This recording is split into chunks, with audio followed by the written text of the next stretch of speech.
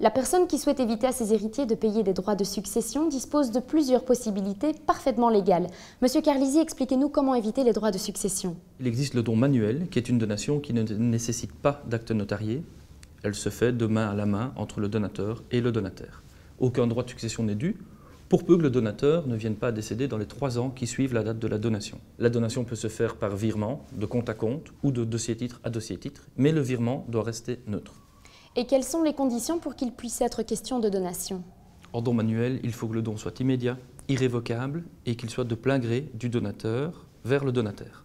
Pour ce faire, on fait donc un transfert de compte et il est d'usage de s'envoyer des courriers recommandés. Il est important de garder trace de la donation, mais surtout de la date à laquelle a eu lieu la donation pour pouvoir déterminer la période des 3 ans. Nous pouvons éviter cette période de 3 ans en s'acquittant de droits de donation réduits.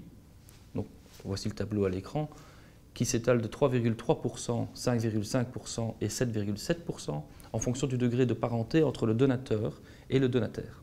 Une fois les droits de donation réduits acquittés, aucun droit de succession ne sera dû à l'État si le donateur viendrait malheureusement décéder les 3 premières années de la donation.